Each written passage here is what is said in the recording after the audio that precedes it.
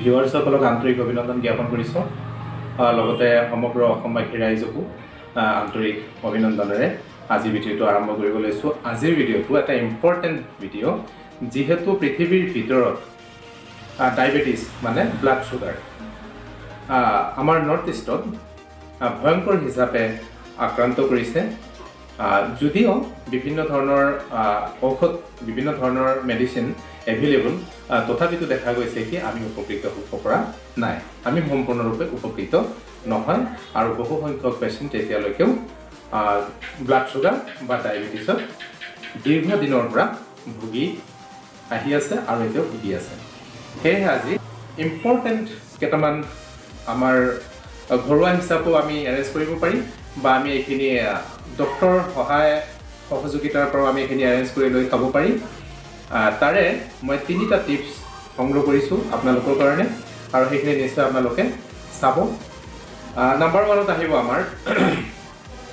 আমি সকলোৱে জানো কি জামুগুটি, যিটো অলপ দীঘলীয়া যিটো জামু হয়, সেই জামুগুটিটো 4-5টা গুটি হ'ব লাগে আৰু সেই গুটি আধা শুকোৱা হ'ব লাগে, সম্পূৰ্ণ শুকোৱা নহয়। লগত আপুনি দিব লাগিব ষ্টেভিয়া বুলি কোৱা হয় মধু তুলসী 3 বা 4 খিলা পাত,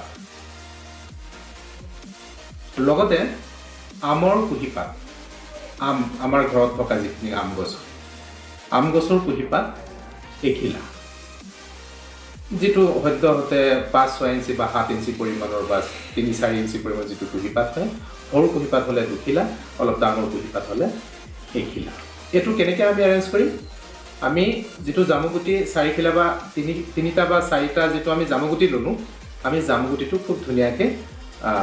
হামাদস্তাত খুন্দি, তাক সম্পূৰ্ণ গুড়িটো নহয় কিন্তু তাক আমি খুন্দি গুড়িৰ দৰে কৰিব লাগে। লগতে আমি আমৰ যিটো আটা শুকোৱা যিটো কুঁহিপাত সেইটোও খুন্দি ল'ব লাগে আৰু ষ্টেভিয়াটো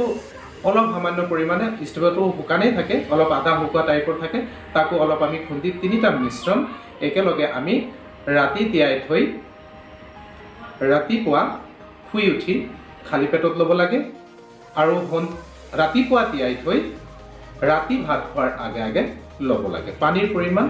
আধা গিলাচ হ'ব লাগে আৰু যিখিনি জাবৰ আমি 3টা মিশ্ৰণ আমি গ্লাছত যিটো তিয়াই ৰাখিলোঁ আধা গিলাচ পানীত, তাৰ যিখিনি খুন্দাটো অলপ ভালকৈ খুন্দি ল'ব, তাৰ যিখিনি মিশ্ৰণ তলত যিখিনি জাবৰৰ দৰে জমা হ'ব সেইখিনি খোৱাৰ কোনো প্ৰয়োজন নাই। আপুনি যদি 12 ঘণ্টা 10 ঘণ্টা তাক তিয়াই ৰাখে, আমি পানীখিনি নিগৰি ল'লে যথেষ্ট হৈ যায়। গতিকে এইটো আছিলে আমাৰ 1 নম্বৰ টিপছ। এইটোক আমি ৰেগুলাৰ কৰি আমি ডায়েবেটিছৰ পৰা উপকৃত হ'ব পাৰিম। লগতে এটা কথা মনত ৰাখিব কি আমি ডায়েবেটিছ বা যিকোনো ধৰণৰ জটিল ৰোগ হওক, আমি কিন্তু মৰ্ণিং ৱাক আৰু ইভিনিং ৱাক কিন্তু আমি কণ্টিনিউ ৰাখিব লাগিব। কমচে কম 2 কিলোমিটাৰ আপুনি up and down morning walk and evening walk আমি কৰাটো কিন্তু খুব প্ৰয়োজনীয়। 3য় নম্বৰ কথা হ'ল কি খোৱা বোৱাৰ যিটো ৰেষ্ট্ৰিকশ্যন, অৱশ্যেই চেনি, ভাত, মিঠা, আলু এনেকুৱা ধৰণৰ বস্তুবিলাক আমি কম ৰাখিব লাগিব। মিঠা বুলি ক'লে আপুনি ফল মূলৰ মিঠা সেইবিলাক আপুনি খাব পাৰিব, চেনি গুড় ধৰণৰ আপুনি খাব নোৱাৰে। ফলৰ মিঠাই আপোনাৰ ডায়েবেটিছত হাৰ্ম হ'ব, সেয়ে আপুনি ফলৰ মিঠা খাব পাৰে, ষ্টেভিয়া মিঠা খাব পাৰে। এই 3টা কথা কিন্তু ভালদৰে মনত ৰাখিব লাগিব। আমাৰ যিটো টিপছ গ'ল, টিপছৰ লগত মৰ্ণিং ৱাক, ইভিনিং ৱাক আৰু খাদ্যৰ যিটো নিউট্ৰিশ্যন, খাদ্যৰ পৰা যিটো আমাৰ গাইডলাইন, ভাত আমি এসাঁজহে খাব লাগে, বাকী সাঁজ আমি ৰুটি বা প্ৰটিনযুক্ত আমি খাদ্যৰ আমি বেছি ছাপৰ্টিং ৰাখিব লাগে, প্ৰটিন বেছি ৰাখিব লাগে, মাছ মাংস সদ্যহতে যিমান পাৰে কমাই ৰাখিব লাগে। এয়া হ'ল আমাৰ 1 নম্বৰ টিপছ। 2 নম্বৰ টিপছত আছে আমাৰ খুব সাধাৰণ আৰু সুন্দৰ টিপছ, মাত্ৰ তিতা কেৰেলা আৰু পিঁয়াজ। তিতা কেৰেলা আৰু পিঁয়াজ 100 গ্ৰাম পিঁয়াজ, 100 গ্ৰাম তিতা কেৰেলা আপুনি মৰ্ণিং ইভিনিং দুসাঁজ, এইটো 100 গ্ৰাম আৰু তিতা কেৰেলা 100 গ্ৰাম, দুটা অলপ ডাঙৰ টাইপৰ কৰি কাটি ল'ব লাগে আৰু তাক সামান্য হাফ বইল কৰি ল'ব লাগে। তাক আপুনি ব্ৰেকফাষ্টৰ লগত বা আপোনাৰ ৰাতিৰ আহাৰৰ লগত আপুনি ল'ব 2 টাইম, মৰ্ণিং ইভিনিং। লগতে এই 2টা ৰুল কিন্তু আপুনি ফ'ল' আপ কৰিব লাগিব, মৰ্ণিং ৱাক, ইভিনিং ৱাক আৰু কি বুলি কোৱা আছিলে যিখিনি আমাৰ খাদ্য ৰেষ্ট্ৰিকশ্যন, ভাত, মিঠা, বা অন্যান্য ধৰণৰ কিছুমান আলু এনেকুৱা ধৰণৰ ৰেষ্ট্ৰিকশ্যন যিখিনি থাকে সেইখিনি কিন্তু ফ'ল' কৰিব লাগিব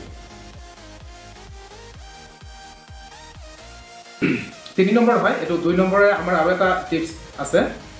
হেতু হল পিয়াজ আৰু কুন্দুলি যেটো সৰু কুন্দুলি টেঙা লাগে যেটো ইমানটো পৰিমাণৰ যেটো হয় সৰু কুন্দুলিটো আপুনি 4-5টা কুন্দুলি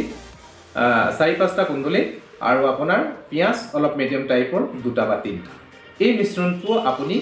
লব পাৰে এই দুটা আসলতে একে লগৰে মিশ্ৰণ পিয়াজ আৰু তিতা কেৰেলা পিয়াজ আৰু কুন্দুলি এই দুটা আমি নিত্য নৈমিত্তিক হিচাপে দিনে দুবাৰ লৈ আমি ব্লাড সুগাৰ বা ডায়াবেটিছৰ পৰা আমি উপকৃত হ'ব পাৰি আমাৰ 3 নম্বৰ টিপছ আহিলে সুগাৰ প্লান্ট এটা গছ হয় এক প্ৰকাৰ এটো জমলাখতি হয় এবিধ জমলাখতি হয় আৰু হেতু অৱশ্যে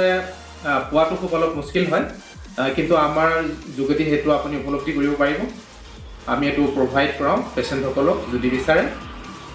সুগাৰ প্লান্ট লগত গোমূত্ৰ পিউৰিফাইড গোমূত্ৰ আৰু লগতে পঞ্চ তুলসী 5 বিধ তুলসী এই তিনিটা মিশ্ৰণৰ পৰা আমি কিন্তু ব্লাড সুগাৰ বা ডায়াবেটিছৰ পৰা সম্পূৰ্ণৰূপে আমি আৰোগ্য পাব পাৰি কি বুলি ক'লো সুগাৰ প্লান্ট গোমূত্ৰ আৰু পঞ্চ তুলসী গোমূত্ৰ 10 বা 15 ml পঞ্চ তুলসী যদি বজাৰৰ পৰা যদি ড্ৰপাৰ লয় তেতিয়া হলে 5 বা 6 টোপাল আৰু যদি আপুনি নিজে পাত সংগ্ৰহ কৰে তেতিয়া হলে 8 পৰা 10 খিলা পাত 5 বিধ তুলসী আৰু যেটো আমাৰ সুগাৰ প্লান্ট আহে সুগাৰ প্লান্ট এবাৰত ডাঙৰ পাত হলে এটাই যথেষ্ট আৰু যদি সৰু পাত হয় তেতিয়া হলে 2 খিলা গতিকে ই আমাৰ যেটো আজিৰ যেটো ভিডিওটো হল আশা কৰো ভিউয়াৰসকলক ভাল লাগিছে এই ভিডিওটো এটা ভাল সিদ্ধান্তমূলক ভিডিও ব্লাড সুগাৰ বা ডায়াবেটিছৰ ওপৰত দৰ্শকসকলক ধন্যবাদ